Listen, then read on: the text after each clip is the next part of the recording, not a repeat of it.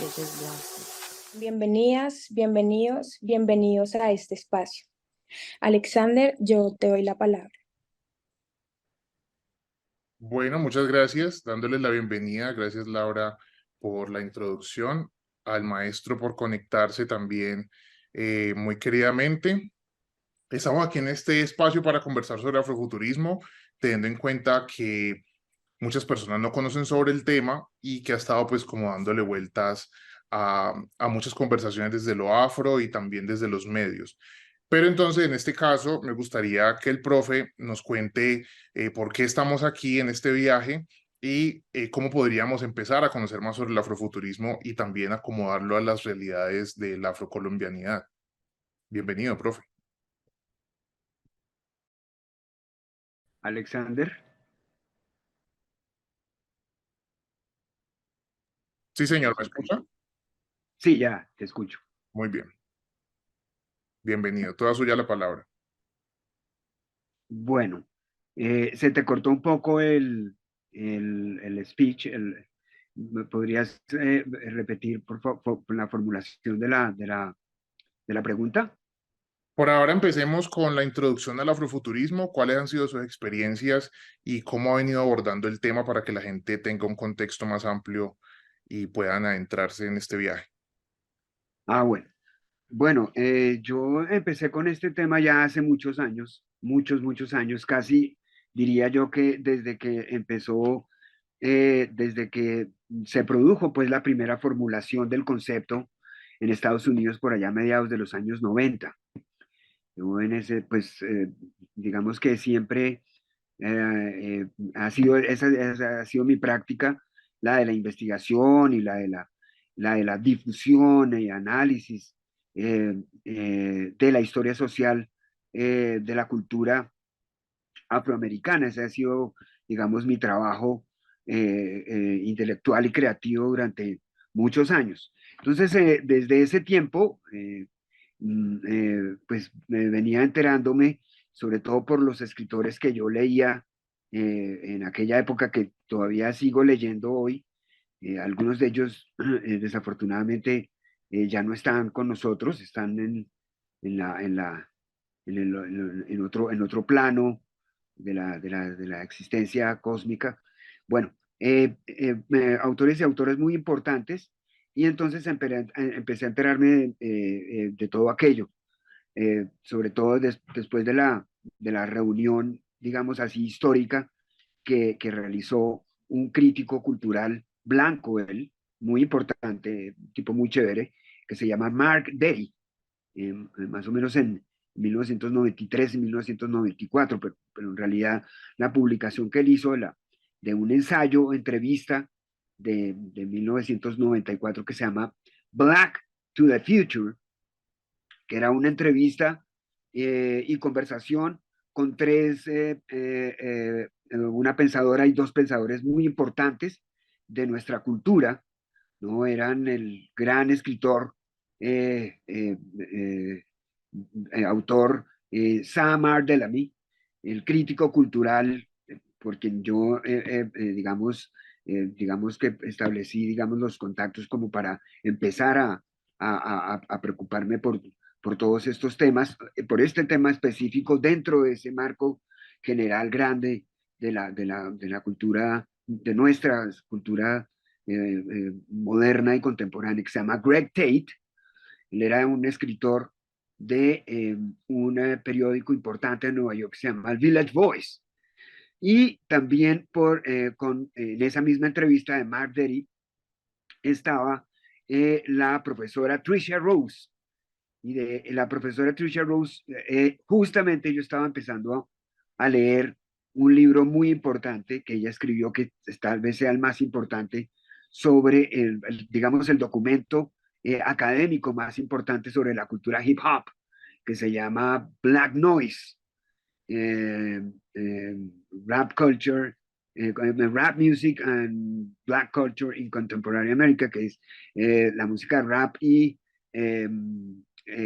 la cultura negra en la América contemporánea.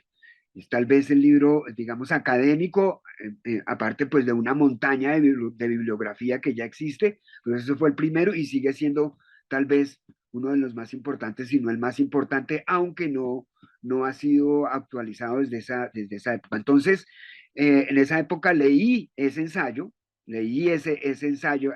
entrevista, y ahí empecé a seguir pues a Greg Tate, que pues es uno de los grandes pensadores, y a interesarme por leer a los grandes autores y autoras de la ciencia ficción afro, ¿no? Como el mismo Sam Bellamy y como a Octavia Butler y a otras y a otros en contemporáneos y más atrás, ¿no? Siendo yo mismo un amateur, pues un aficionado de la ciencia ficción en general, ¿no? Pero entonces ya con estas conversaciones es que se acuña el término, el concepto de afrofuturismo. Es a partir de esta conversación inicial, y se inicia pues todo un movimiento alrededor, ¿no? Pues que aquí, digamos, en este punto es necesario aclarar que el afrofuturismo no es un género, sino que es una compilación de ideas que se ha hecho a partir de, digamos, las preguntas, de la pregunta fundamental de Mark Derry, que era el de si un pueblo al cual le ha sido, digamos, robada su identidad, su historia y su cultura, pues puede imaginar futuros posibles. Entonces también esa conversación giró alrededor de quiénes eran los poseedores, digamos así, la hegemonía sobre la imaginación del futuro, ¿no? Y entonces empezamos a identificar a todos estos grandes autores, como dice el mismo Derry en su ensayo, a todos estos tecnólogos, futurólogos, escenógrafos, directores de cine, dramaturgos, diseñadores, y a todos estos escritores de ciencia ficción. Y entonces ahí nombramos desde Julio Verne hasta Alan Poe, Isaac Asimov, Ray Bradbury, bueno, y toda esa playa de escritores de blancos de lo que llamamos el norte global, cuyas historias son de todas maneras magníficas, pero en las que solamente aparecen, digamos, aparece la gente blanca. Digamos, ninguno otro, digamos que eventualmente aparecen en esos futuros posibles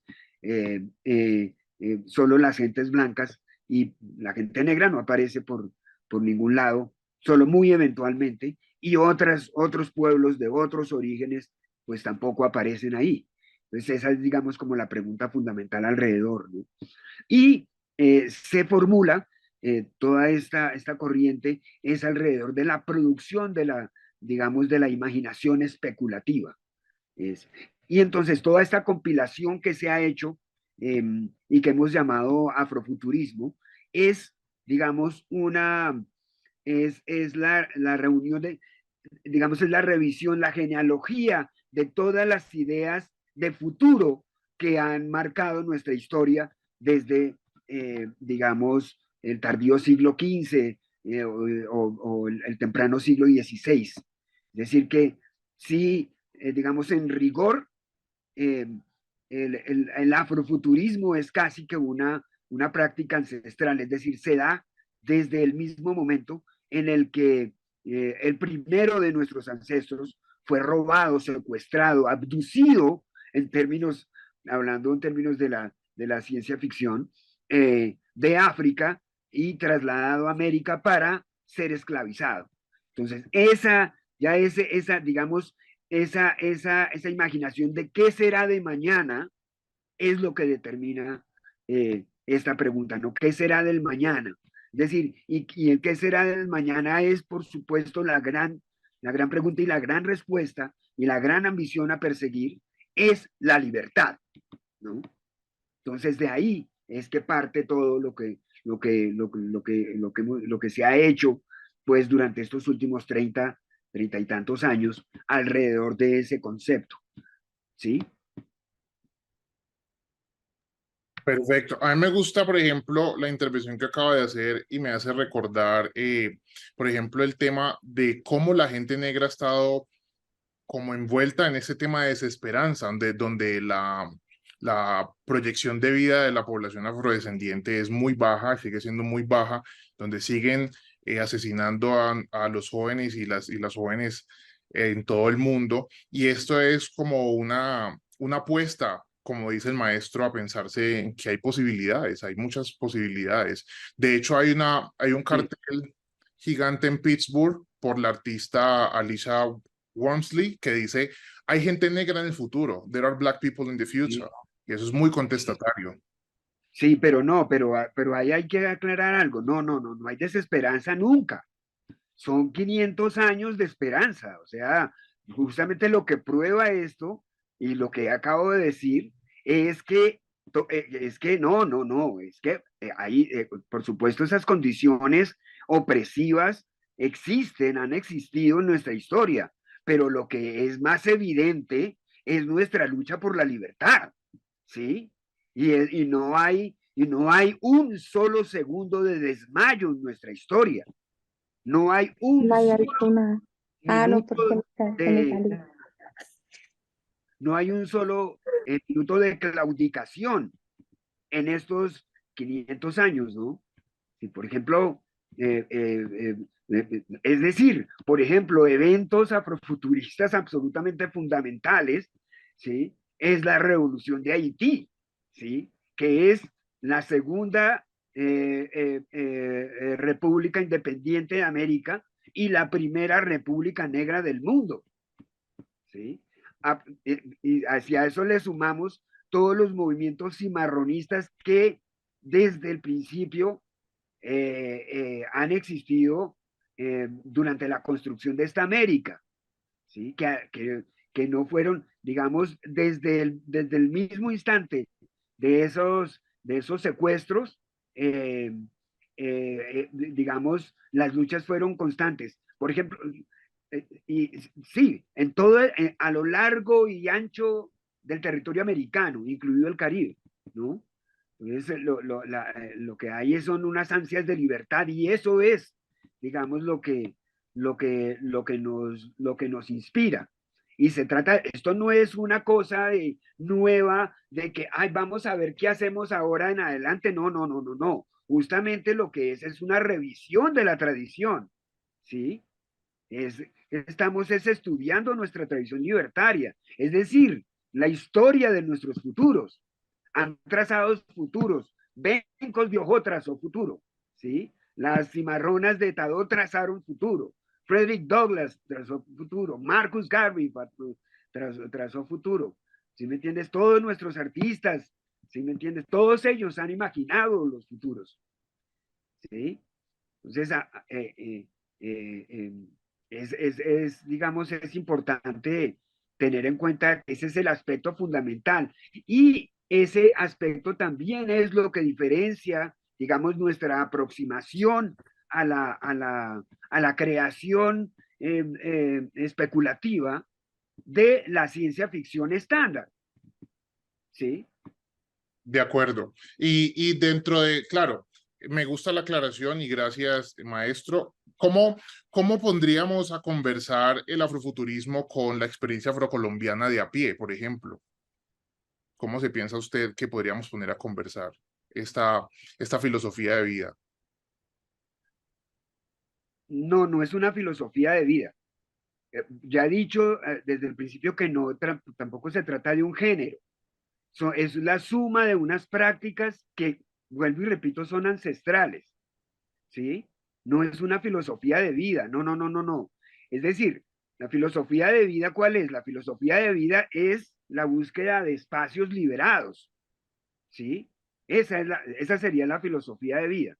Pero las prácticas son muchas, digamos, están en la literatura, están en el cine, están en la música, están en las artes plásticas, están en las artes escénicas, están en las artes corporales, ¿sí? Están en todas las expresiones y también incluso, digamos, en las proyecciones sociales y políticas, ¿sí? Por ejemplo, Martin Luther King es un afrofuturista, Francia Márquez es una afrofuturista, Malcolm X es un afrofuturista, ¿sí me entiendes? Desde ese punto de vista filosófico, ¿sí? Pero que el afrofuturismo en sí sea una filosofía, no, de lo que está informado es de una filosofía, ¿sí? O sea, la filosofía existe antes que el movimiento creativo, ¿sí me hago entender? De acuerdo. Sí. ¿Y cómo pondríamos a conversar entonces el afrofuturismo con la gente de a pie, con la gente negra de a pie? Porque lo digo entendiendo desde que también hay unas experiencias dentro de los que estamos y las que estamos de pronto en los espacios académicos, espacios de información, entendiendo también pues que hay una brecha todavía con la información para la población. Entonces, ¿cómo pensaría usted que se podría como presentar e introducir el afrofuturismo a la comunidad en general? Sí, es que el afrofuturismo, digamos, desde una perspectiva concreta, es una serie de prácticas creativas artísticas, ¿sí? Por eso le digo, entonces sí, pues, lo podemos hacer de muchos modos. Uno de los fundamentos, digamos, uno digamos, de los pioneros fundamentales, digamos, que empezó a darle un cuerpo, digamos, teórico, filosófico a esto, fue un músico que se llama Son Ra, ¿sí? Por allá Ujú. en desde los años 50 y 60, ¿sí? Un gran artista que creó toda una mitología alrededor suyo, ¿sí? Como un ser de otra galaxia, de otros mundos lejanos. Y a esto le siguió. Y él hizo todo un cuerpo teórico, él mismo, ¿no? Él es un gran músico y pues también un gran pensador. Pero entonces la música de él es una música popular, ¿sí? Es de música, y nuestra música es la música de la gente, como diría un grande de la música nuestra que se llama Sly Stone. Es la música de de la gente de todos los días, la everyday people, ¿sí? Nosotros no tenemos músicas de élites de nada. Nosotros tenemos, la música es la música de la gente, ¿sí? Nosotros no, porque para nosotros, digamos, una filosofía nuestra que viene de nuestros ancestros en África, y aquí nuestro hermano Dona podrá dar fe de aquello para nosotros, no hay una separación entre arte y vida. No es como en la cultura, digamos, europea o que llamamos occidental o como se llama, en donde el arte es una cosa contemplativa que está aparte y discurre aparte de la vida. Para nosotros, arte y vida son una. Por eso hay los arrullos, por eso hay los cantos de labor, por eso hay los cantos funerarios, por eso hay, ¿sí? El arte para nosotros sirve para algo, ¿no? No es meramente contemplativo. Entonces, esto no es, digamos, esto no es, obviamente, para llegar a las producciones artísticas, pues necesitan de un entorno, ¿no?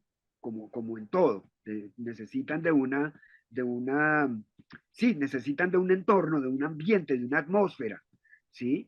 Y no se trata de alcanzar esto no es académico, es decir, no es llegar a una parte para saber de algo, no, usted puede leer, una novela de Octavia Butler la puede leer cualquiera, ¿sí? La música de Sly Stone la puede oír cualquiera, ¿sí? La música de unos jóvenes de acá de Cali la puede oír cualquiera, ¿sí?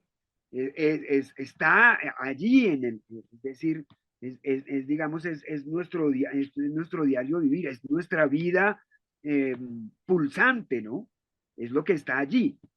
Entonces, no se trata de llegar a ninguna parte. Ahora, claro, el concepto puede ser sí puede resultar algo exótico, en tanto pues eso no, pues primero porque no es, digamos, no ha sido creado en una instancia demasiado cercana, ¿sí? Sino que es creado en algún lugar de la diáspora que tal vez por varias circunstancias quede un poco lejos. Pero no, de lo que se trata es de las producciones Es decir, por ejemplo, lo que yo he estado haciendo durante buen tiempo es justamente como donando la información acerca de cuáles son los movimientos creativos, artísticos, afrocontemporáneos, ¿no? Dándolos a conocer qué estamos haciendo en la diáspora eh, y cómo se están desarrollando esos movimientos creativos, ¿sí? Dándolos a conocer entre las gentes que son asimismo artistas.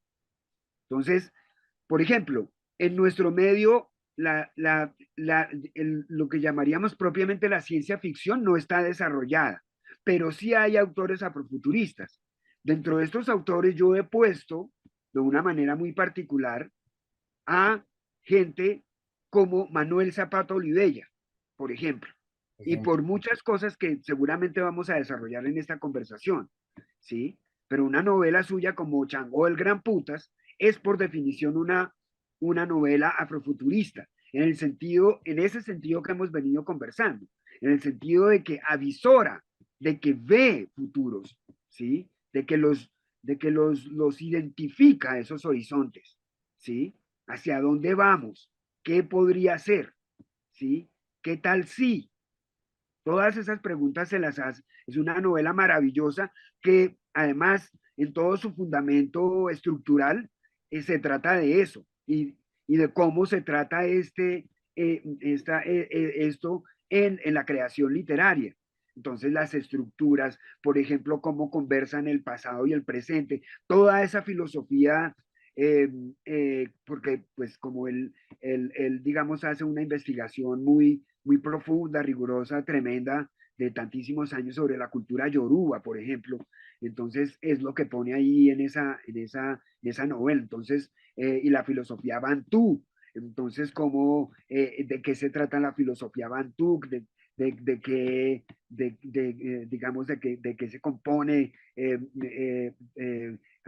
digamos, saca o muestra o exhibe o reseña, subraya conceptos como el muntu, por ejemplo, que es el ser, que es uno y completo con todo lo que lo rodea. Una cosa hermosísima que es de nuestra propia filosofía, ¿no? Y eso cómo conversan, cómo los ancestros no son gente muerta que yace yerta en un campo, sino que es gente, entidades, espíritus con los que se conversa, que están presentes en la vida cotidiana. Bueno, tantas cosas que digamos que se pueden comprender dentro de este concepto, ¿sí? ¿Y por qué? Entonces aquí viene algo de un ejercicio como de literatura comparada. Entonces, digamos, si uno compara esa novela con otras novelas clásicas, digamos que a las que hemos sumado a por ejemplo, como las novelas de Octavia Butler, veremos una gran similitud, o veremos que comparten esos elementos, ¿no? Aunque hablemos de cosas diferentes, ¿sí? Es una cosa muy interesante, muy rica, eh, que comporta algo de complejidad, pero esa complejidad no es infranqueable, ¿sí? No es difícil de comprender una vez ya uno pisa los terrenos, ¿no?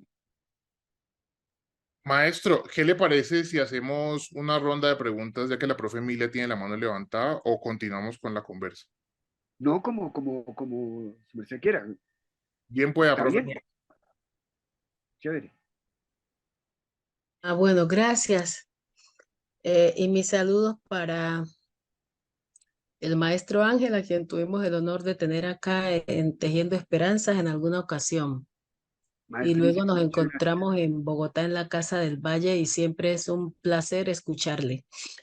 Eh, pues yo he escuchado mucho hablar sobre esto del afrofuturismo y no tenía muy claro qué era. En alguna ocasión quería hacer un evento en Blackground y me dijeron, no, pero es que tiene que estar enfocado al afrofuturismo. Yo no tenía muy claro esto, pero ahorita se me están aclarando un poquito las ideas. Entonces, cuando el maestro dice que Martin Luther King, claro, era un afrofuturista cuando Él dice, tengo un sueño, él se está proyectando hacia el futuro y en ese sentido creo que en esa categoría cabrían nuestros grandes ideólogos del movimiento social afrocolombiano que ya estaban en esta lucha antes de que existiera la ley 70, como Amir Smith Córdoba, mi amigo, el primero que nos publicó aquí un periódico en el cual nos daba a conocer todo lo que estaba sucediendo en el mundo en el tema de la diáspora africana, presencia negra. Así es. Estaban allí también Vicente Murraí, mi tío, Ulises Mosquera, el maestro Zapata, obviamente. Maestro, usted recuerda que hicieron el primer Congreso de la Cultura Negra en el 71 aquí en Cali. Y Sí, cómo ellos no. se pensaron, ellos fueron los que se pensaron esto de la Cátedra de Estudios Afrocolombianos, que en ese momentico no se llamó así, sino que tenía otro nombre porque ellos querían que efectivamente todos los aportes de los pueblos negros fuesen tenidos en cuenta en los pensos académicos de todas las instituciones. Entonces, ahí ya voy entendiendo. Mi género favorito en cuanto a literatura, efectivamente en algún momento fue la ciencia ficción. Yo leí mucho a Asimov, Aldous Huxley. De hecho, mi primer libro el que compré a Círculo de Lectores fue Guerra de las Galaxias. Fue el primero. Y en algún momento dejé de leer. Y créame que solo hasta este año me enteré que también teníamos escritores y escritoras negras de ciencia ficción. Y bueno, voy a empezar a leer en lo que mis ojos me den, porque ya casi no me dan. Hay 1000 libros esperando que yo los lea. Entonces, si es posible que nos pongan, aunque yo por aquí estoy viendo algunos, yo tenía ya un listado porque nos pongan por ahí por el chat algunos autores y autoras de ciencia ficción, sería bueno para que los demás y las demás tengan esa referencia. Muchas gracias por escucharme. Gracias, profe. Muchas De gracias, hecho, maestra. de hecho, yo estuve leyendo información sobre eh, esta persona que se llamaba W.B. Du Bois, que escribió un libro que se llamaba El Cometa, como por allá, no tengo la fecha exactamente, y era como también este imaginario de cómo sería la vida de la gente negra también en una como en un escenario posapocalíptico, ¿no? Como que cae un cometa y destruye la Tierra y cómo la gente negra con sus dinámicas y estrategias ha sabido siempre como llamémoslo sobrevivir, que es lo que muchas personas negras hacen lastimosamente, que dentro de esta cuestión de reinventarse, de crear nuevas posibilidades y nuevas formas de salir a flote, o como así. Y también entonces estaba viendo, digamos, profe, maestro, el tema, digamos, de la música. Desde Radio Absurda estuve explorando las músicas contemporáneas afro, en donde encontraba, por ejemplo, que en Durban, Sudáfrica, los chicos, unos chicos por medio del reuso de tecnología, usaron unos computadores viejos, un software que se llama Fruity Loops y crearon un género que se llama el home. Y el home se pronuncia así en su idioma, tiene una particularidad y es que lo popularizaron en los taxis, que allá son los colectivos, las busetas, y en Buenaventura la salsa choque fue popularizada también en las busetas, que son los colectivos. Entonces, como también tenemos una singularidad donde seguimos también teniendo experiencias particulares y similares desde el continente madre, acá en Afrocolombia como tal. Entonces, todo este tipo de formas también artísticas son consideradas como afrofuturismo. Sí, sí, claro, bueno. Y en la música, pues los ejemplos son los primordiales. En la música, bueno, ya nombramos a Son Ra, magnífica la mención que haces de W.B. Du Bois, que no en Estados Unidos no le dicen por su pronunciación francesa, porque él mismo pidió que, no, que su apellido se pronuncia Du Bois, y No, no Dubois como en francés. Entonces, bueno, Digo así. sí, pero entonces él dice que es Du Bois. Entonces, bueno. Bueno, pero en la música, que es fundamental a partir de Sonra, entonces el afrofuturismo es absolutamente eh, eh, enorme y abrumador. O sea, es decir, porque todo lo que ha hecho nuestra música a lo largo del tiempo es siempre adelantar el futuro. Justamente ¿por qué? Porque una de las características de nuestra cultura es la innovación constante, ¿sí? Es la innovación constante. Es, de, es, ese, es siempre ese paso adelante de todo, digamos, en términos de producción creativa, ¿sí? Es una vanguardia constante. O sea, los músicos de jazz prefiguraron el futuro de lo que sería el sonido, ¿sí? Y en otros géneros populares también. Entonces están todos esos músicos y todas y todas estas expresiones. Y eh, por supuesto está también en la literatura, que no estaba tan extendida, eh, pero que en la que sí había importantes manifestaciones, digamos, hasta que, digamos, en distintas épocas, a veces con escritoras y escritores un poco oscuros u oscurecidos, y ya hasta llegar, digamos, a los años 70, época en la que aparece, por ejemplo, escritores como este que he nombrado, que se llama Sam R. Delany, y en los años 80 la aparición tremenda de Octavia Butler, que es la madre de nuestra, de nuestra conversación, si podemos decir así, ¿no? Y le siguen otra serie de autores y autoras, bueno, pero digamos para insertarse dentro de ese mundo también exclusivo, porque en la música hemos dominado nosotros en lo absoluto, ¿sí? Hay otras áreas en las que hemos impactado, por ejemplo, una novela que puede considerarse afrofuturista que es absolutamente fundamental, es la novela que se llama Hombre Invisible, que es la novela clásica de Ralph Ellison, que es de finales de los años 50, ¿sí? Esta novela que se llama así, y justamente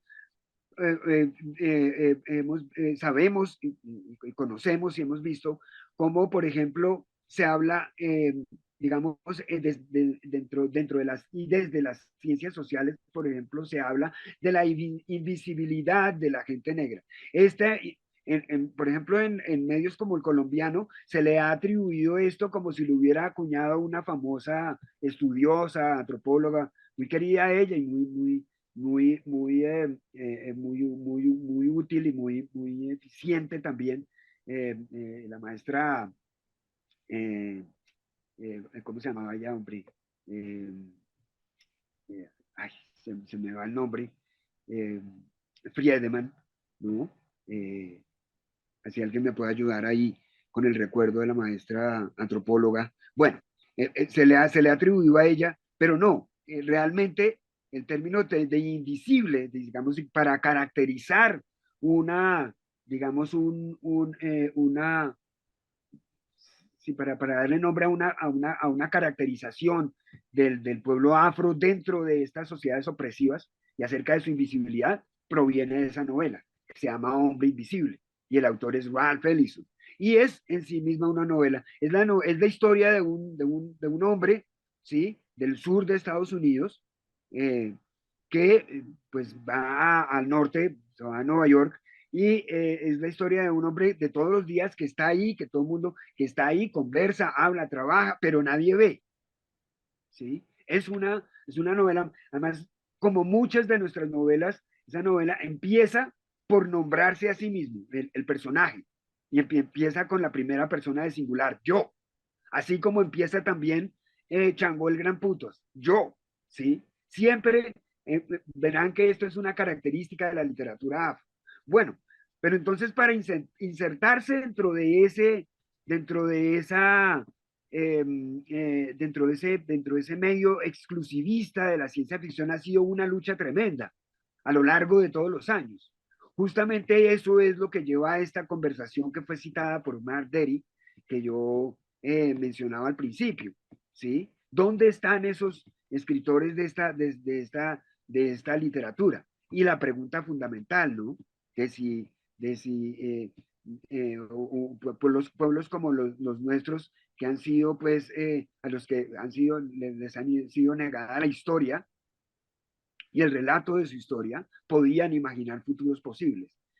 Entonces, es esta lucha la que ha habido y es por eso que solamente, digamos, en un trayecto que es relativamente reciente, es que vemos insertados allí estas autores y autores, pero ¿de qué manera? De una manera muy contundente.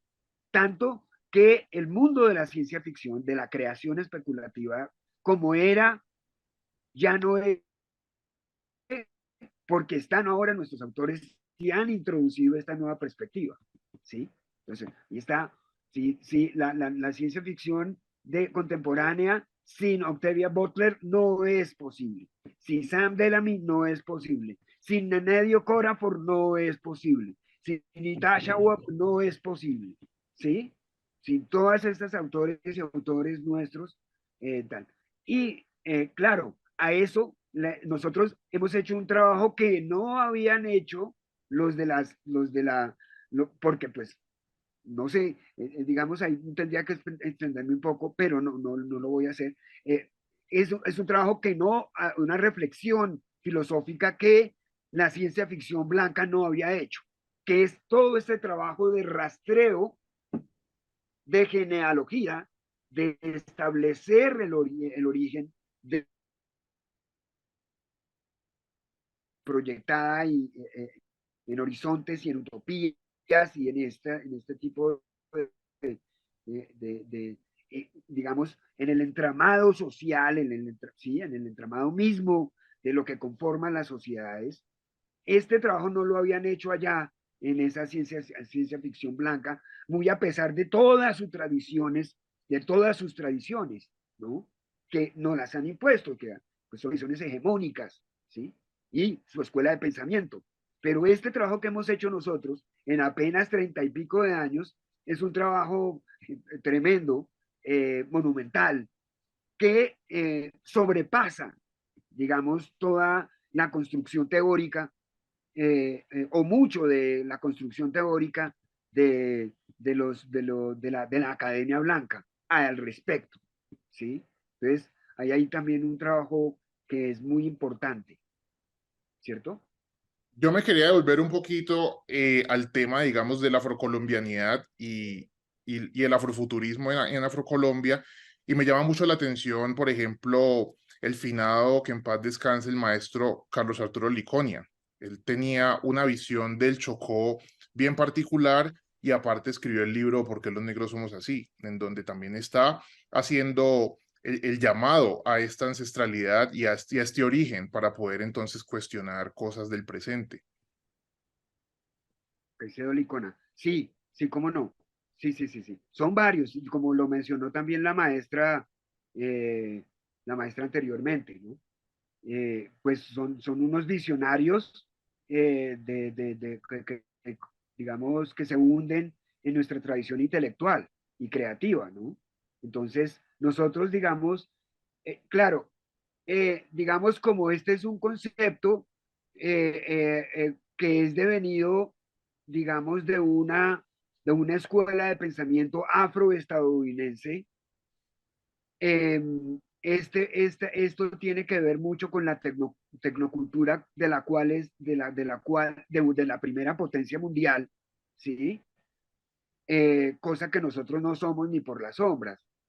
¿Por qué? Porque además, porque no solamente ellos son parte, digamos, vibrante de esa sociedad, pero también de una parte son sus trabajadores básicos, son los trabajadores digamos, son los trabajadores de la revolución industrial y son los trabajadores de la revolución técnica que le sigue y son los trabajadores de la revolución tecnológica. Pero no solamente los trabajadores como manualidades como labor de alquiler, sino también como creadores de tecnología, ¿sí? Por ejemplo, creadores de tecnología entre nuestros hermanos y hermanas afroestadounidenses, muchísimos de muchos tipos, ¿no?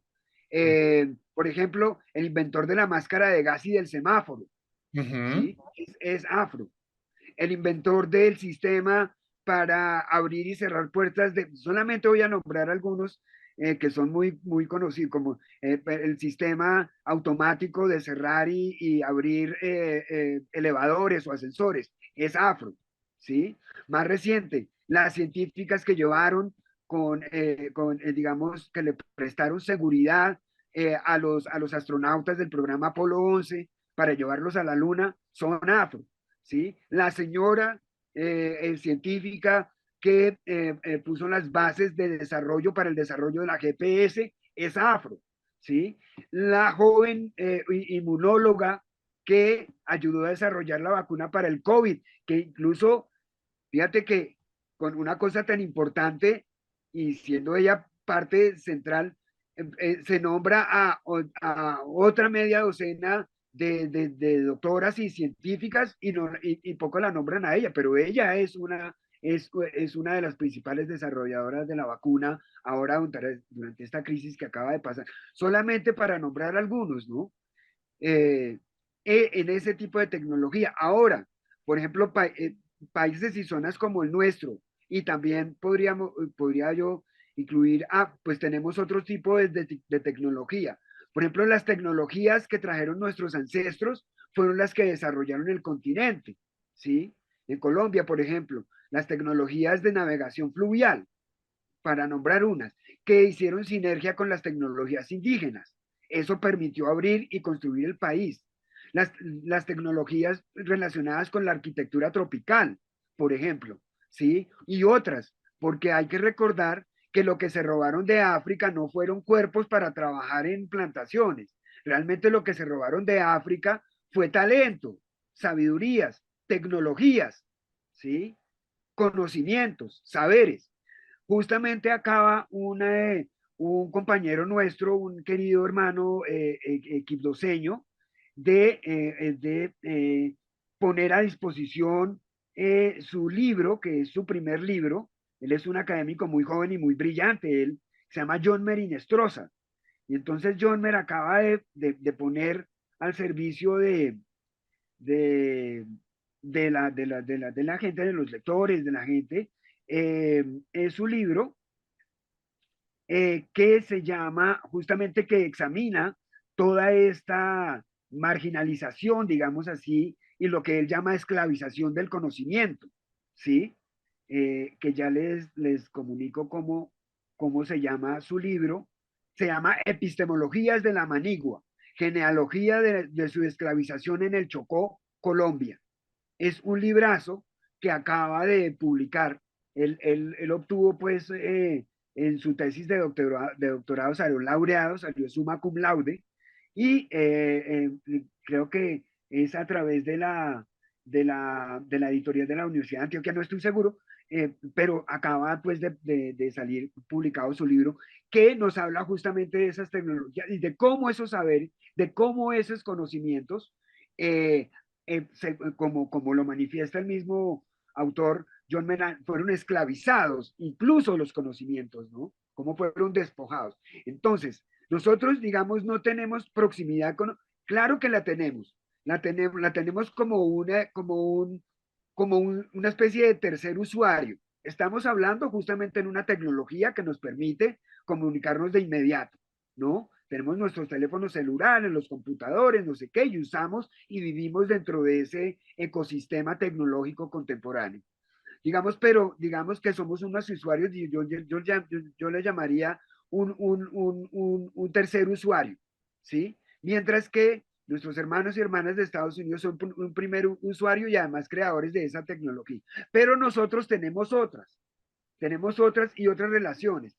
Pero también esto de lo que estamos hablando no se trata solamente, digamos, de la relación con la tecnocultura, sino también de la exploración de distintas cosmologías, filosofías y tecnologías que yo llamaría vernáculas. Y ahorita que estuve en Cali, en un encuentro que fue programado por unos jóvenes estudiantes maravillosos en la Universidad del Valle, me enteré de otro término que se me escapa en este momento, un término maravilloso para esto que yo llamaría las tecnologías vernáculas. Son, Que bueno, sí, disculpe que le interrumpa, ellos son los de Querida Gente Prieta y creo que estaban hablando de las quería gente prieta, sí. creo que hablan de Tenemos, tecnologías metafísicas afrodescendientes, algo así. exacto, sí, algún término bien lindo bien poético además, tecnopoético podríamos decirle, maravilloso, sí. Entonces, fíjese que sí estamos explorando en nuestras propias, digamos, digamos, nuestro propio ser y estar dentro de ese ecosistema afro, ¿sí? De pensamiento creativo en ese sentido, ¿cierto?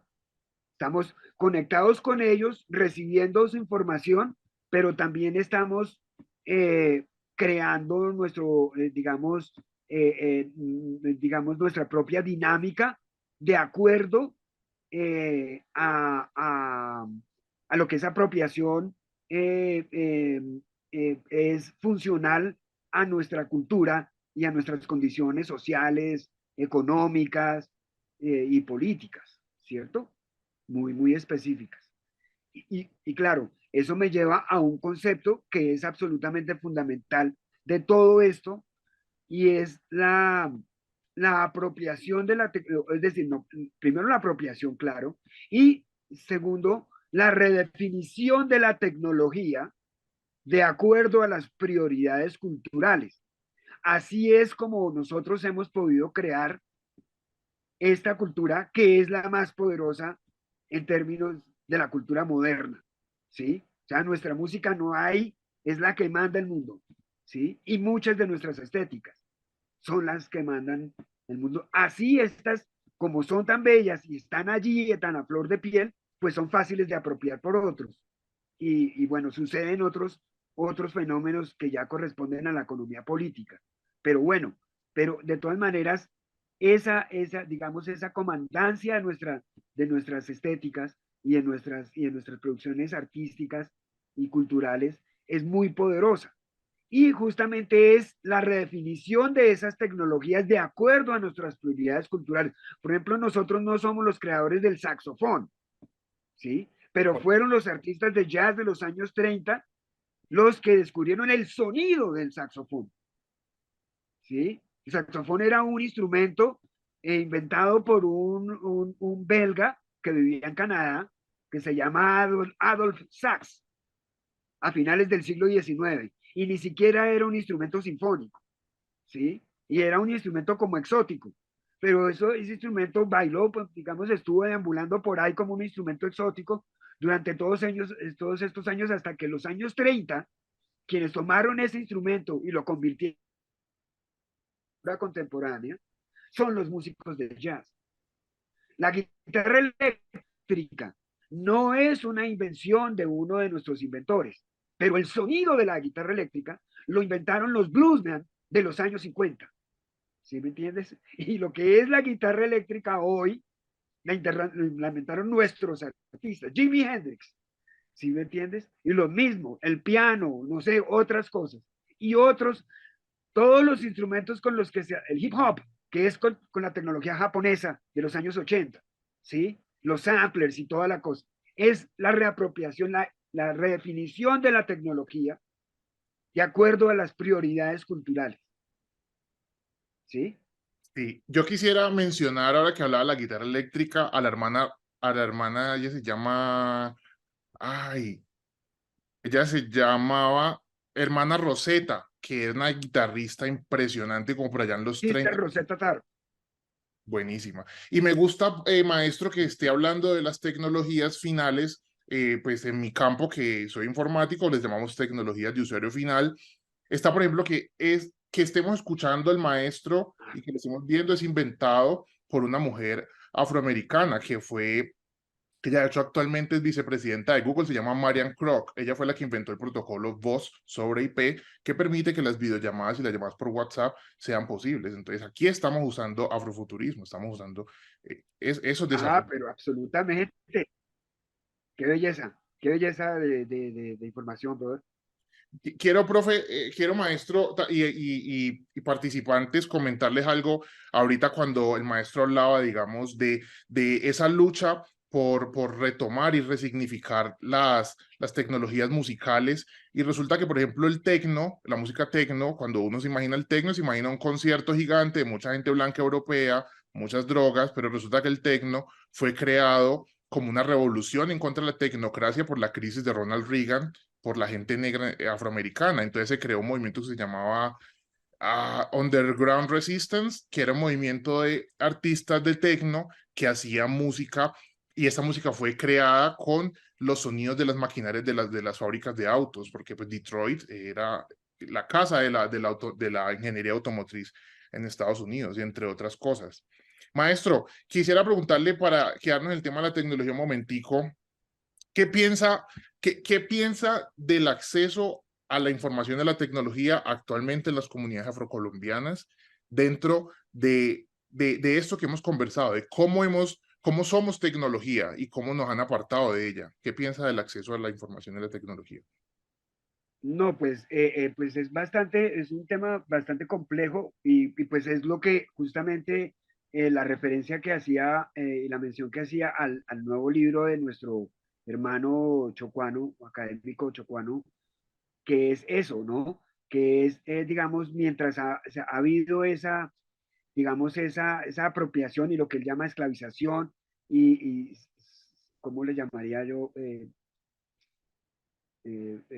Pues sí, llamémosle ocultamiento, oscurecimiento y robo prácticamente virtualmente de conocimiento. También hay por el otro lado el establecimiento de una muralla, de una atalaya, digamos, sometiendo al pueblo a condiciones difíciles en términos socioeconómicos, que pues no le impide llegar hasta determinados niveles de educación dentro de esa escuela de pensamiento, ¿no? Que es la hegemónica, o sea, la de ellos. O sea, incluso para acceder a su ciencia es muy difícil, ¿no? Entonces ahí se plantea un, un, un problema como si fuera como una navaja de doble filo, ¿sí?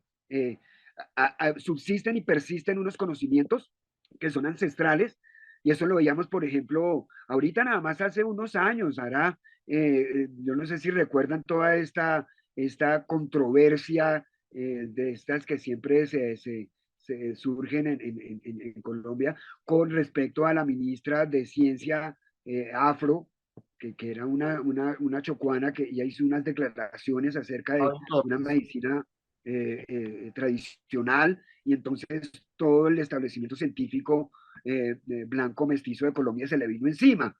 ¿Recuerdan ustedes? ¿Cierto? Hace apenas unos años,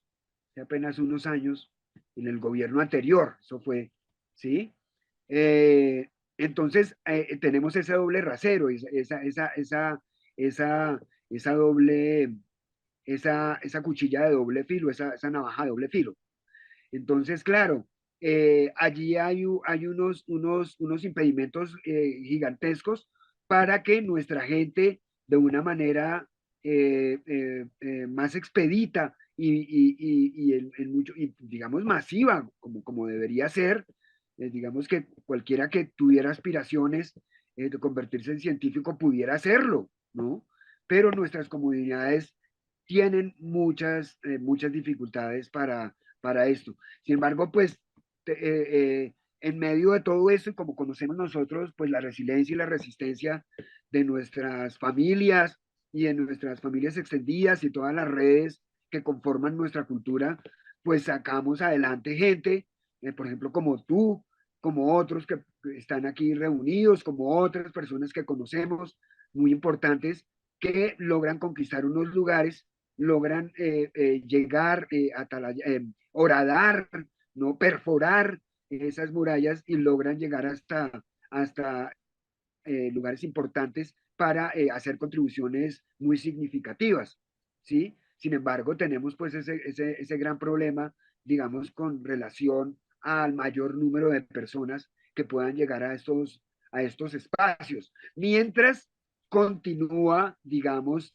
el menosprecio de que van a ser, fíjate que aquí esto nos conecta con otra cosa que seguramente más adelante vamos a hablar, según va conduciendo tu conversación. Y es la de la riqueza gigantesca, grandísima de recursos biomedicinales, por ejemplo, solamente para hablar de eso, ¿sí? Entonces, vamos a ver, digamos, de estas etapas, digamos, de fermento creativo, qué sale en términos de especulación creativa, imaginándonos qué es lo que podría ocurrir ahí. Entonces, nuestra próxima gran novelista, o nuestro gran novelista, o nuestro gran guionista de cine, o nuestro, sí, y también desde otra área creativa diferente que se conecta con el arte por otro lado, sí, que son los científicos. Entonces ahí vamos a tener cosas muy interesantes de cómo ellos van a necesitar todo ese conocimiento que en este momento mantienen oscurecido, ¿no? Muy interesante. Bacano que mencione a la científica Mabel Torres, muy tesa ella. Yo tuve la oportunidad de conocerla en Medellín, en un espacio donde habían otros científicos chocuanos y otras científicas, y estaban hablando de las propiedades del árbol del choibá. Es un árbol que es nativo del Chocó, y resulta que Estados Unidos se lo está llevando para trabajar el tema de la hipertensión, de la diabetes, y entonces lo que habla aquí el maestro presente, cómo nos siguen exprimiendo los conocimientos y nos desconocen las tecnologías cuando salen desde nuestras experiencias, ¿no? Tecnologías de la naturaleza, tecnologías medicinales que son tan importantes. Entonces la maestra Mabel Torres ha estado trabajando muy fuertemente en eso, y también reivindicando toda esta experiencia ancestral que hay en el manejo de las plantas y las medicinas tradicionales.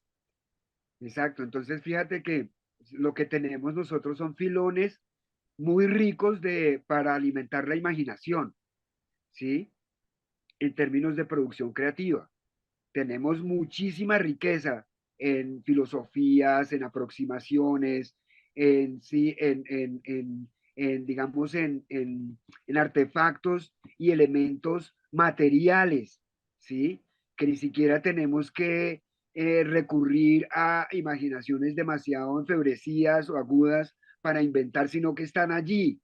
Entonces, esto nos da esa posibilidad creativa de imaginar esos mundos. Yo me imagino el día que la gran autora o el gran autor se imagine la novela, esa novela, por ejemplo, de la biomedicina, con toda y no será una, sino muchas novelas alrededor, ¿no? O películas, o otras aproximaciones, otro tipo de artistas gráficos, ¿sí? Y otros. Más el trabajo que harán los científicos, pues entre estas dos áreas, pues hay una intercomunicación que es bastante íntima. Por ejemplo, hace poquito ayer, justamente estaba viendo una entrevista de esa gran autora nigeriana estadounidense que se llama Nene Okorafor. Ella es una de las principales autoras de ciencia ficción hoy y es una de las grandes afrofuturistas, aunque ella ha creado eh, su propio marco teórico, digámosle así, su propia dimensión, y lo llama africano futurismo, pues porque es legítimo, ahí es muy lógico, porque pues ella es una estadounidense, pero muy reciente. Entonces ella no es, digamos, digamos, no pertenece a la tradición afroamericana a la que nosotros pertenecemos.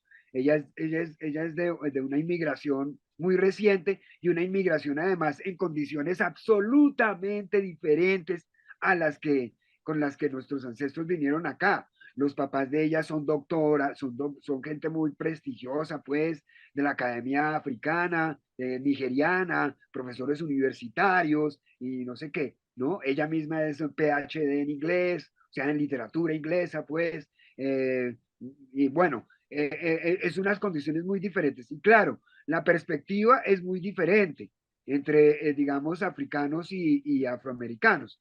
Entonces, por eso ella ha creado esa propia dimensión que llama africano futurismo. Entonces, bueno, ella estaba siendo entrevistada en estos días. Ayer estaba yo viendo la entrevista, porque es una entrevista de video con la marca Huawei, ¿no? Sobre inteligencia artificial. Mm. Entonces, ella estaba hablando, y bueno, yo la sigo a ella muchísimo, leo sus novelas, etcétera, y la admiro muchísimo. Y ella estaba hablando justamente y ella decía que ella no le temía al advenimiento de esta inteligencia artificial, que ciertamente está en un paso muy infantil, ¿no? Está en unos primeros pasos, aunque ya es muy popular y la gente cree que es eso lo que puede hacer, digamos, recrear ilustraciones, ¿no? Y hay una cosa y digamos es una manera muy abrupta, muy, digámoslo en el sentido, muy bruta, en el sentido poco elaborado de lo que esa inteligencia artificial está haciendo o cómo está siendo utilizada por el público popular y otros incluso, ¿no? Y entonces ella decía, no, lo que esta tecnología puede hacer, ¿cuál es? No solamente conjuntamente con los grandes peligros que se pueden cernir para la humanidad en términos de la irresponsabilidad de algunos, y esos algunos son muy poderosos, ¿no? Y hay compañías metiéndose en eso y de una manera muy irresponsable que podrían conducirnos a un apocalipsis tremendo. Bueno, unas consecuencias tremendas y digamos, las grandes y las grandes pensadores de nuestro momento están advirtiendo sobre aquello. Entonces ella decía, bueno, yo personalmente no le temo en el sentido creativo, ¿no? Porque, eh, eh, digamos, las producciones de la creatividad humana no tiene nada que ver con el tipo digamos, de alimentación de datos que hace, digamos, funcional a lo que llamamos inteligencia artificial. Claro, sobre esto ha habido decenas de aproximaciones y de especulaciones y de pensadas, ¿no? Tenemos películas clásicas que han hablado sobre la inteligencia artificial. Por ejemplo, en 2001, Odisea del Espacio, ¿sí? Que es la película clásica de Stanley Kubrick. De esa película maravillosa, ¿qué sucede? Suceden varias cosas y una es que unos astronautas que son enviados a una misión a Júpiter eh, viajan en una nave que es a la que se le confía, digamos, el pilotaje de la nave, ¿sí? Y esta inteligencia artificial, esta inteligencia artificial finalmente se apodera de la nave e intenta matar a los humanos que conducen la nave, ¿no? Bueno, toda esta discusión, pues digamos, pues alrededor de estos, de estos fenómenos que hacen tan interesante toda esta dimensión, ¿no? De acuerdo. Me gustaría como agregarle lo que dice el maestro, el tema, digamos, del futurismo africano, el African Futurism, en donde, por ejemplo, hay una película. El futurismo africano tiene unas particularidades y es que está muy liderado por las mujeres africanas, como por ejemplo Wanuri Kayu, que es keniana, y tiene una película que se llama Pumsi, en donde es una película Sí. post-apocalíptica y ella plantea las situaciones que debe vivir una mujer africana en este contexto pues posapocalíptico, ¿no? Y también está el tema, digamos, hay una producción, un cortometraje que se llama Afroalgoritmos, que fue creado con apoyo de Mozilla Foundation. Mozilla Foundation es los dueños de Firefox, el navegador web del zorrito ese rojo, y ella se llama Ay, Anatola Araba y hace un cortometraje en animación en donde muestra cómo la inteligencia artificial creada desde las experiencias de la gente negra reconoce que también hay unos huecos en la historia que hay que resaltar. Entonces, es muy particular porque lo que habla el maestro aquí, y es verdad, la inteligencia artificial está en una etapa crítica interesante, pero sigue siendo desarrollada por las grandes corporaciones donde muy pocas veces hay representación de gente negra. Entonces, hay unos sesgos también con esa información. claro, sí, tremendos, porque claro, ahí hay unas cosas tremendas porque lo que está reproduciendo son informaciones, digamos, de la gente blanca acerca de la gente negra. Es otra repetición de la repetidera, ¿no? Es muy grave y es interesante, pero es interesantísimo dentro de todo lo que estamos dentro de todo lo que de lo que estamos hablando, ¿no? Eh, mm, digamos, nos da para pensar cosas de una profundidad y una densidad. Y con respecto a tu pregunta inicial en este segmento, digamos que cómo se vincula eso con la cultura afrocolombiana, ¿sí? Y entonces, en un primer golpe, eh, bueno, ahí suceden dos cosas, ¿no? Pueden suceder dos fenómenos. Uno es el de la imitación lata, pues de la imitación sin ninguna sofisticación, que eso es un fenómeno que hasta cierto punto es inevitable, pero también tiene que haber una respuesta frente a eso, ¿no? Que es, porque digamos, se está tomando un poco todo esto como si fuera una especie de estadio de la moda, ¿no? Y de la moda no como una declaración de estilo, como una declaración, digamos, creativa sobre el estilo, sino como una manifestación, digamos, del consumismo. De acuerdo. Entonces es una etapa, digamos, eh, eh, afro, estilística, vistosa, exótica, etcétera, que consiste en, no, diseñemos un vestido y unas características muy bellos, los vestuarios, no sé qué, luzcamos unos anteojos así, luzcamos uno de nuestros hermosos dados y y eso ya es esto, ¿no? Es afrofuturismo, y eso no es, ¿no?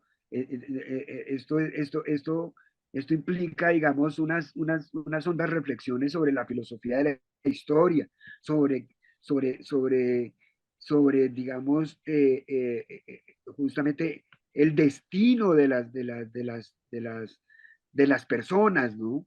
No solamente de nosotros, y que en eso también se diferencia de la ciencia ficción estándar, que mientras que esa ciencia ficción estándar siempre ha pensado desde un punto de vista sesgado y exclusivista, nosotros sí nos damos el lujo de pensar, digamos, en la humanidad, ¿no? De una manera muy genuina, ¿sí? No hacemos exclusiones de ninguna... nosotros sí estamos en el centro de eso, porque son nuestras propias imaginaciones, pero no excluyen a a otras expresiones. Digamos, no excluyen al resto de la humanidad, como ha sucedido por lo general en la ciencia ficción, por ejemplo, para hablar de eso, ¿no? Mira, yo no sé si es posible compartir la pantalla. Claro que sí, ya le voy a dar acceso a que comparta la pantalla. Me gustaría, como también para ir redondeando, me gustaría saber si tienen preguntas. Sí. Ya le permito compartir la pantalla.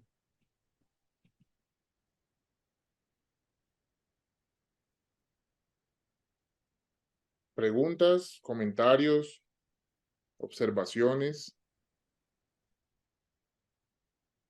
Ánimo. Listo, y creo que ya puede compartir la pantalla. ¿Aquí la están viendo o no? No, aún no. Abajo donde dice compartir pantalla, selecciona qué pantalla va a compartir y le da compartir. Ah, bueno. Entonces tengo que mirar aquí. ¿Cómo se dice? La tecnología atropella, ¿no? Sí, a mí de una manera muy particular. Entonces, sí. Es la primera confesión del maestro Ángel.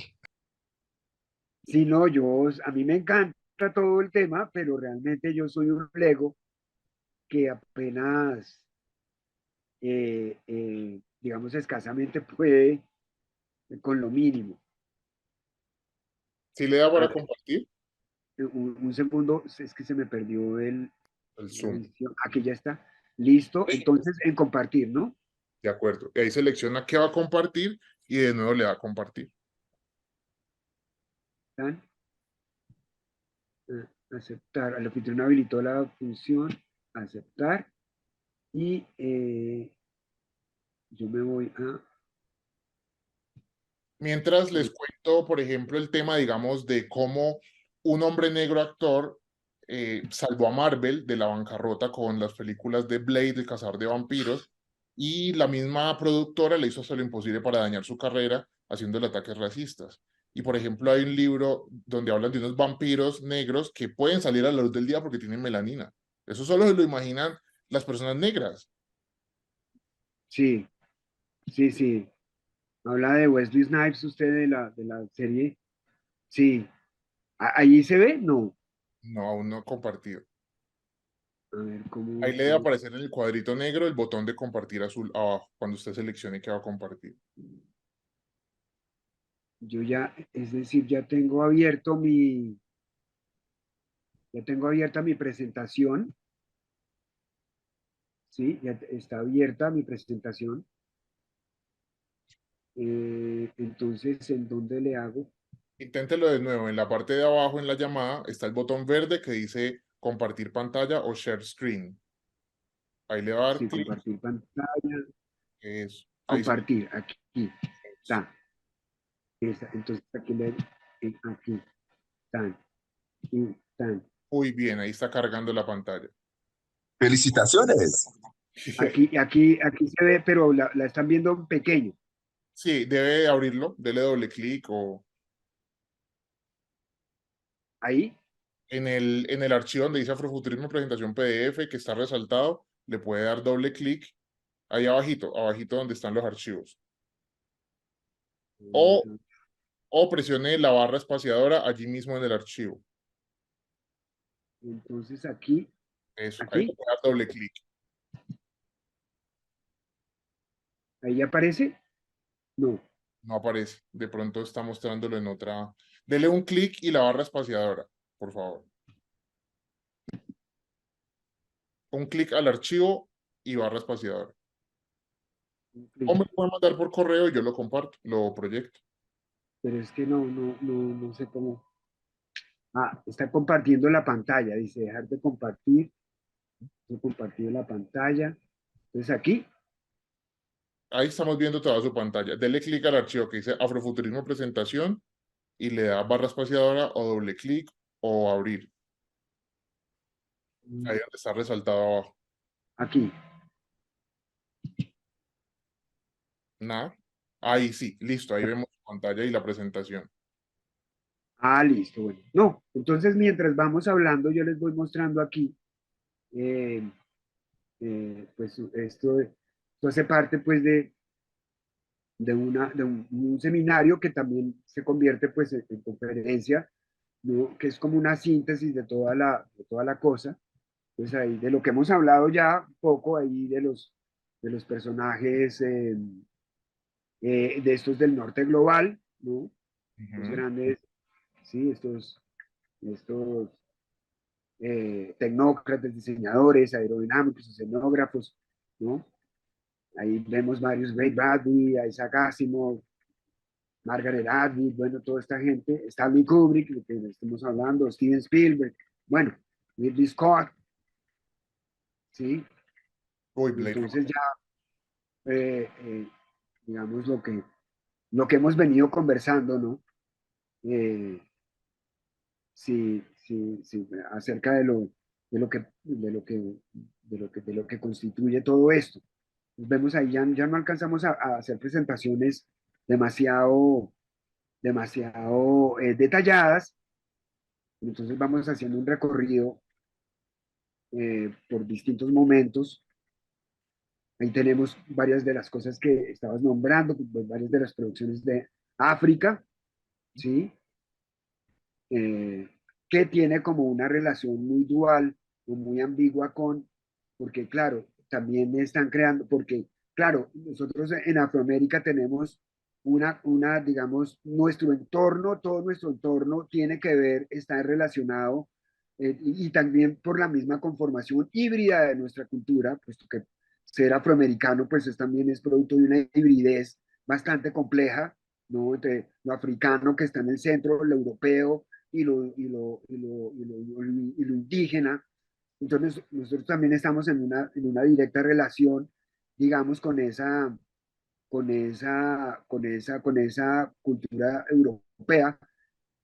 En África podría o no, depende de haber muchísimo más independencia, más autonomía y otro tipo de tradiciones que no son las que nos ha tocado asumir a nosotros, ¿no? Entonces, por eso, digamos, los relatos y las creaciones nuestras se relacionan de un modo mucho más directo, por ejemplo, con las tecnoculturas europeas y euroamericanas, ¿no? Bueno, ahí tenemos, por ejemplo, a Du Bois, que lo estábamos nombrando ahora. Tenemos una historia maravillosa del establecimiento, primer establecimiento del programa espacial africano, que fue por allá a principios de los años 60, después de la independencia de Zambia. Eso es una historia maravillosa que ya no tenemos, ya no tenemos, ahorita no tenemos el tiempo de mirar las tecnologías, de lo que hemos estado hablando, de cómo, por ejemplo, se narra la tecnología. Muchas veces se nos narra a nosotros como que somos víctimas de la tecnología, que padecemos la tecnología, que la tecnología se aplica sobre nosotros, ¿no? Desde el principio. O sea, se aplica sobre nuestros cuerpos y se aplica sobre nuestra psiquis y se aplica sobre toda nuestra existencia, ¿no? Eh, eh, ya sea convertidos en cobayas de experimento, ya sea víctimas de la tecnología policial, militar, ¿no? Bueno, eh, pero cómo nosotros respondemos a esas, digamos, cómo hemos dado respuesta a, a todo aquello, sí que, es decir, una respuesta que legítima y que logra instalarse dentro del mainstream, dentro de la corriente principal de esas ideologías, de esas ideas, ¿no? De ese ecosistema y cómo logramos influirlo y muchas veces transformarlo, ¿no? Entonces ahí tenemos a nuestros grandes científicos. Aquí estábamos hablando de la doctora Kizzmekia Corbett, que es la inmunóloga desarrolladora de la vacuna contra el COVID que les contaba, en los distintos desarrollos tecnológicos de redefinición de la tecnología, otras imaginaciones. Bueno, la historia de este profesor zambiano, que es el que establece el primer programa espacial africano. Y bueno, aquí está Mark Derry y aquí en el otro, y los pensadores de los que hablaba al principio, de los que sale este concepto. ¿Sí? Entonces aquí está Greg Tate, les hablaba, Tricia Rose,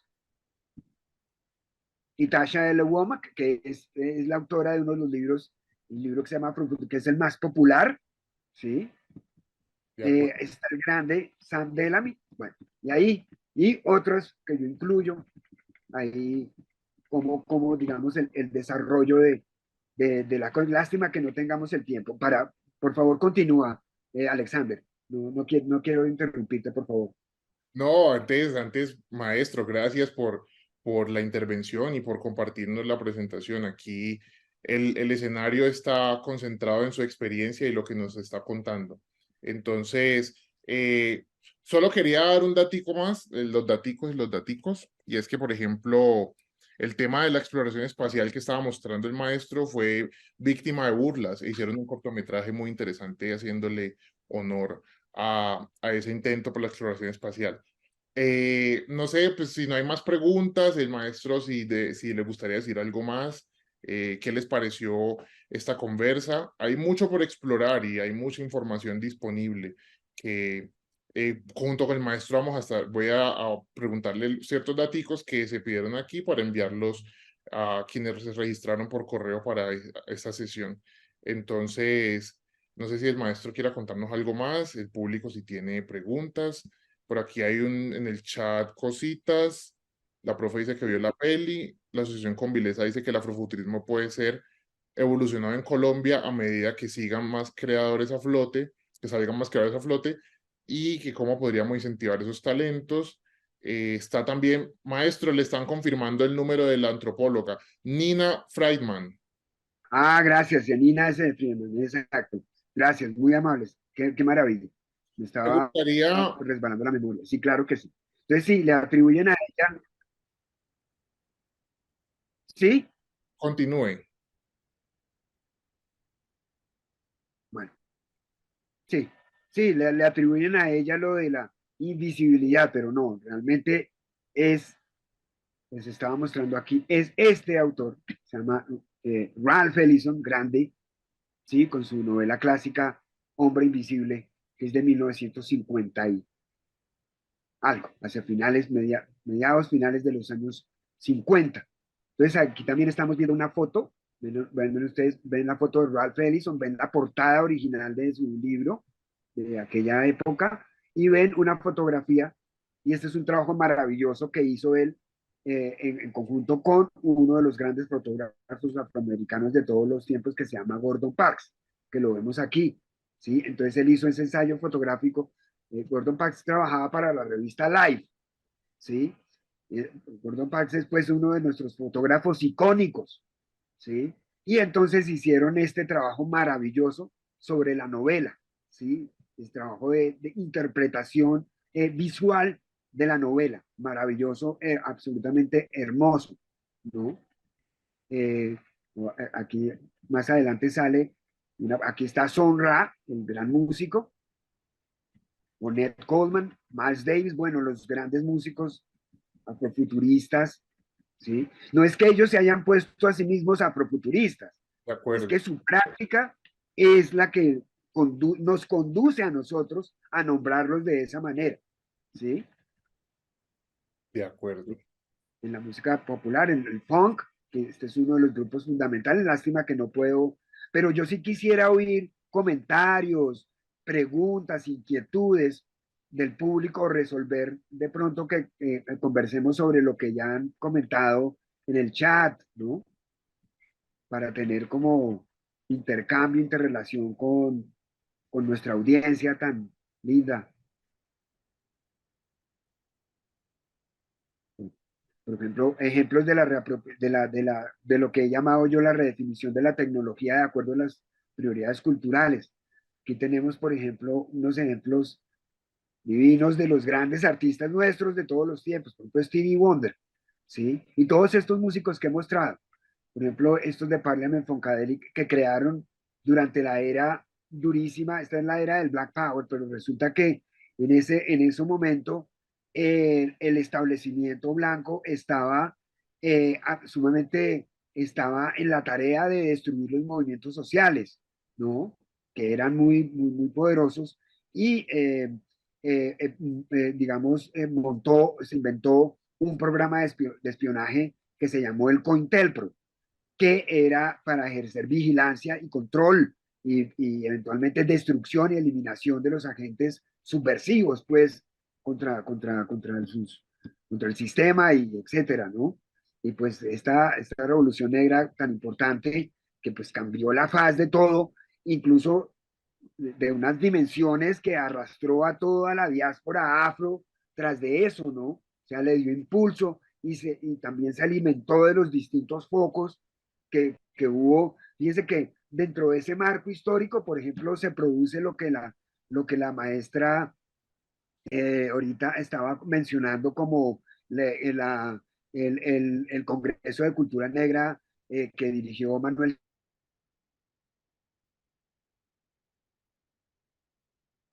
Todo esto hace parte de una cosa orgánica. No es que sea una cosa separada, una por aquí, otra por allá y otra por allá, sino que tiene el movimiento negro de Brasil, los movimientos negros de Colombia, ¿sí? Las independencias en África, los establecimientos digamos, de focos de pensamiento y en Europa, por ejemplo, en Gran Bretaña, en Francia, en otros países. Toda esta conjunción de cosas, ¿sí? Que son orgánicas, digamos, no están desconectadas unas de otras, ¿sí? No, estamos conectados por esas, incluso desde los tiempos de la revolución de Haití. Por ejemplo, cuando se produjo la revolución de Haití, los esclavistas y los dueños de las plantaciones y toda esta gente blanca colonialista, pues estaba pues terriblemente aterrorizada de que la revolución se fuera a reproducir en sus propios territorios. Por eso, por ejemplo, en territorios como lo que sería Colombia, por Nueva Granada y esto, eh, eh, y la Gran Colombia y todo esto que surgió después de la independencia, por ejemplo, estos países cuando hicieron el Congreso Panamericano, no invitaron a Haití, ¿no? De ahí Bolívar no cumplió su promesa al presidente Petión. Bueno, y toda una serie de cosas, ¿no? ¿Y por qué? Porque la información también entre nosotros, digamos, con todas las condiciones dadas, circulaba por todo el continente, ¿sí? Entonces, eh, eh, son articulaciones que tienen muchísimo, muchísimo más de antigüedad de lo que podríamos pensar. Pensamos que estamos aislados unos de otros, pero no es así, no es tanto así. Siempre ha habido vasos comunicantes entre nosotros, siempre ha habido informaciones que pasan. Es lo que ocurre, por ejemplo, con los movimientos contemporáneos, ¿no? Bueno, entonces ahí tenemos distintos ejemplos de estas redefiniciones de la tecnología y de los grandes que lo han hecho y pues han fundado todo este, este movimiento, ¿no? En el hip hop, en el jazz, en el funk, en el R&B. Incluso yo he puesto, porque por ejemplo los especialistas que se llaman a sí mismos latinos no son capaces de pensar en esto, ¿no? Y me refiero pues a la gente blanco, mestiza, latina. Yo he puesto, por ejemplo, eh, como afrofuturista a este gran artista que les voy a mostrar aquí. Ahí está el Detroit Techno, del que hablábamos ahora. Bueno, ahorita les vuelvo a mostrar. Eh, entonces, para hacer referencia, están los del Caribe. Bueno, eh, Buena música. eh, bueno, ahí está. Pero entonces quería mostrarles a este gran artista, que solamente es uno, solamente he puesto uno, pues que la presentación no puede ser tan exhaustiva, pero he puesto uno, pero que solamente somos nosotros capaces de pensar en eso. Y es Roberto Rovena, por ejemplo, Uf, ¿sí? Que es este maestro de la salsa, no solamente en el concepto de su sonido, sino también en toda su imaginería, ¿no? Tanto como para llamar a su orquesta el sonido del Apolo, ¿no? El Apolo Sound. Entonces el Apolo pues era el programa espacial, ¿no? Y entonces toda la imaginería de las portadas suyas, todas tienen esa referencia, ¿no? Eh, eh, eh, maestro, decía, hay una cosa con la Fania y es que yo estos días estuve leyendo sobre las portadas de los discos. Wow, unas cosas impresionantes, muy visionarias las personas que estaban detrás de esas portadas, como por ejemplo lo del Apolo o lo de unos álbumes consecutivos que muestran como una historia medieval ilustrada. Es impresionante. La Fania era un movimiento muy revolucionario y me gustaba que Celia Cruz, cuando hablaba del Congo, hablaba como Zaire, su nombre original. sí, sí, sí, sí, sí, una muy bello. Este concepto, todo el concepto surgió del mismo Roberto Roena. Las portadas de la Fania generalmente las hacía un personaje que se llama Isis Sanabria, ¿sí? Que era el diseñador. Pero el concepto, digamos, todo el diseño es de Easy, pero el concepto es de Roberto Roena, ¿sí? Es una belleza. Y eso, pues, obviamente los salsólogos blancomestizos nunca jamás lo mencionan ni se les ocurre. Todavía no han llegado allá. O sea, nosotros siempre llevando la delantera. Entonces, Ahí dice eh, Alejandro Rivera que también las portadas de la Sonora Ponceña, sí, exactamente a las que tú te estás refiriendo. la Todas música. esas portadas de como de ilustraciones de cómic, Ujú. maravillosas. ¿Cómo no? Como Claro diría que mi sí. amigo Santiago, el manito, una delicia. Así, así es. Sí, sí, sí, sí. Bueno, ojalá que pues recibamos algo retroalimentación en estos últimos ya minutos. Nos quedan 10 minuticos. ¿Qué dicen por acá? Me gustaría, mientras tanto, que enciendan por favor sus cámaras para tomar una foto y que quede la evidencia. Le agradezco. Maestro, voy a dejar de compartir su pantalla, ¿listo? Ok, gracias. Les agradezco por la participación, maestro. Bacanísimo el encuentro, de que la gente está aquí pendiente. Yo, Entonces me gustaría que abran sus cámaras, porfa, para hacer una fotico para la evidencia. ¿cómo me abre esta cámara? Momento. Maestro, ¿por dónde lo podemos encontrar en redes? A mí me encuentro, yo estoy en Instagram como @Ángel Perea Escobar. Estoy en Facebook como Ángel Perea Escobar. Sí, estoy ahí. Estoy en Threads también, aunque no participo mucho. Y estoy en Twitter, pero tampoco participo mucho. No participo nada. Donde soy activo es en Facebook y en Instagram. Perfecto, muy bien. Fotico, compañeras que están por ahí. Yo tengo una pregunta. Pregunten. Sí. Santi, Sí, maestro, muchas gracias por la profunda explicación y pues muy chévere. Solo me queda, digamos que, bueno, sería muy interesante poder ahondar, digamos, en ese concepto musical que tú tienes. Digamos, ese recorrido ahorita, escuchando lo de Roberto Roena, pues, muy interesante. Entonces, mi pregunta es, maestro, ¿tú cuadras toques? ¿Haces de DJ? Sí, sí, Eso. sí. Sí, porque quisiera, a ver si se puede cuadrar una conferencia musical a través del beat. Que empieces. Claro que sí, sí, sí. Yo tengo, desde hace muchos años, tengo mi programa de DJ que es muy conocido. Entonces, últimamente monté uno que se llama El Expreso del Funk. Eso. Entonces, sí, bueno, ese lo hice ahorita entre los meses de marzo y primeros días de mayo. Pero claro, ahí estoy, sí, claro que sí, tengo un bien Ok, chévere. porque, sí, chévere, porque pues escuchándote, digamos, el Soul Train es ¿cómo se llamaba ese personaje que hizo el Soul Train? Que murió hace unos años, Don Cornelius. George Cornelius. Creo que el concepto estaba por ahí. Ahí estaba el concepto. Entonces, sí, chévere, maestro. Muchísimas gracias y próximamente, pues, te vamos a invitar a ver cómo cuadramos. Por dicho, por interno cuadramos para un toquecito. Por supuesto, claro que sí, chéverísimo. Claro. Listo, pues. Gracias, gracias. Un abrazo, gracias. Ok. bueno, entonces, si no es más, les agradecemos la presencia, profe. Mientras ahí, aprovechando ese tema de virtualidad, escuchando, si puedo tomar 2 minutos para felicitar al moderador, que no sé, con mi tecnología también confieso, no tengo ahí el nombre para acá. Alexander, ¿cierto?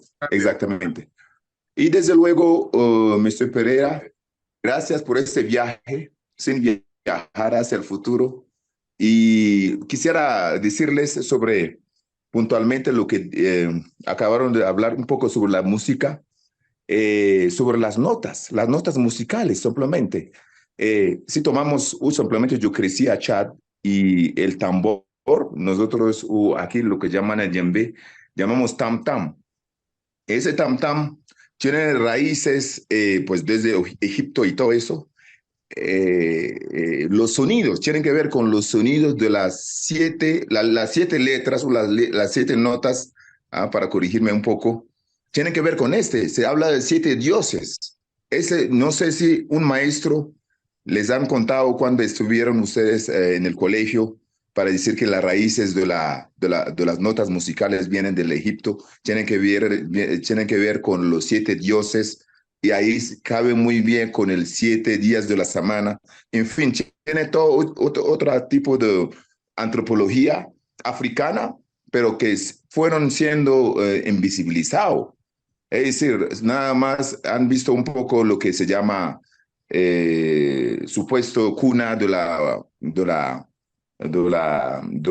raíz europea, digamos, el Grecia. Todos los conocimientos vienen de Egipto, Alejandría, quemaron todas esas bibliotecas, en fin. Es para decirles, para concluir, los europeos vienen con su orden para desordenar, en ese caso, en los países africanos, quieren a los africanos quieren a África sin africanos, ¿sí? Es decir, todo eso, una cooptación de historia, desde la geometría, invisibilizando todos los aportes, y más allá aún tenemos pruebas fehacientes. Entonces, es decir, que tenemos que, diría yo, un trabajo de rectificar la historia de lo que nos han sido cooptado, reclamado y todo eso. Y ahora nosotros, sobre todo en los países africanos, estamos saliendo apenas del yugo de la independencia económica. Lo que han escuchado sobre la independencia de los países africanos en realidad son políticos y ponen más bien un títeres en el poder, y ahí estamos más bien en esa labor. Así que es una lucha, hay que luchar y ojalá trabajar ese concepto de la ley de, no sé, 70 con la cátedra para aterrizar a los niños para que tengamos ese sentido de pertenencia y sobre todo reclamar la historia. Gracias. Qué buen aporte. Muchas gracias, hermano. Muchísimas gracias. Maravilloso. Qué buen aporte. Sí, qué maravilla, sí. ¿Alguien más por ahí que quiera hacernos algún apuntico ahí?